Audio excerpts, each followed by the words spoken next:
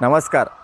हिंदवी स्वराज्य स्थापन करण्यासाठी शिवाजी महाराज यांना मोलाचं मार्गदर्शन करणारे, तसेच आपले विचार प्रदान करणारे राजमाता जिजाऊमाता, तसेच आपण आपल्या जीवनामध्ये एवढं शिक्षण घेतलं पाहिजे की आपण जर यशस्वी झालो तर एक नेतृत्व करण्यासाठी, तसेच अपयशी झालो तर इतरांना मार्गदर्शन करण्यासाठी, अशा दोन महान व्यक्तींना माझा मानाचा मुजरा.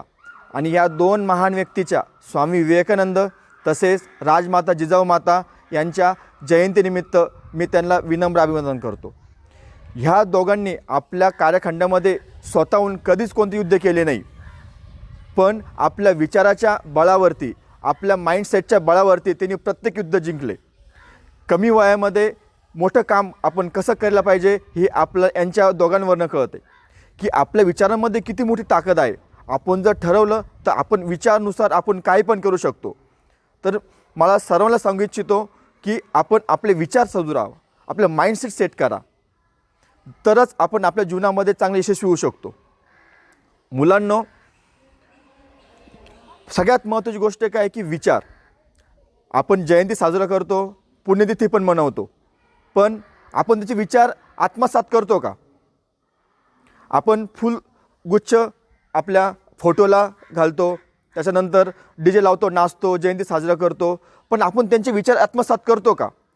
सध्याची परिस्थिती अशी आहे की आपण DJ वाजून नाचून, तसेच फक्त फुलगुच्छ वाहून अर्पण करणं जयंती म्हणजे ती जयंती साजरा करू शकत नाही. जयंतीचा मेन उद्देश काय आहे की अशा महान लोकांनी त्यांच्या कार्यखंडामध्ये केलेले कार्य, ते कार्य करण्यासाठी लागलेले त्यांचे विचार, ते आपण आत्मसात करतो का? ही सगळ्यात मोठी वस्तुस्थिती आहे. स्वामी विवेकानंद म्हणतात, जागे व्हा, उठा, जोपर्यंत आपलं ध्येय साध्य होत नाही तोपर्यंत थांबू नका, बसू नका. मला पण प्रत्येक विद्यार्थीला तेच सांगायचं आहे की तुमचं जे ध्येय आहे, तुमचं जे एम आहे, जोपर्यंत तुम्हाला साध्य होत नाही तोपर्यंत तुम्ही हार मानू नका. तुम्हाला माहिती आहे ना तुमचं ध्येय काय आहे, तर त्या ध्येयाच्या दरवाजावर जा आणि ठोठवा. म्हणा की तू उघड, जर उघडत नसेल तर ते दार तोडा, पण आपलं यश प्राप्त करा. त्याच्यामुळं कोणत्या गोष्टीसाठी कधी घाबरायचं नाही. जोपर्यंत आपलं ध्येय साध्य होत नाही, सर्व मुलांना सांगू इच्छितो की तोपर्यंत आपण थांबू नका. तुमची विचारश्रेणी चेंज करा. जोपर्यंत तुमचं माइंड सेट होत नाही तोपर्यंत तुम्ही कोणते ध्येय साध्य करू शकत नाही. त्याच्यामुळं तुम्ही तुमचं ध्येय प्राप्त करण्यासाठी तुमचे माइंडसेट सेट करा, आधी आपली विचारश्रेणी चेंज करा. पॅरेंट्सला, प्रत्येक पालकांना मला सांगू इच्छितो की आपला मुलगा जो सध्या लहान आहे त्याची विचारश्रेणी सध्या आपण स्वतः चेंज केली पाहिजे.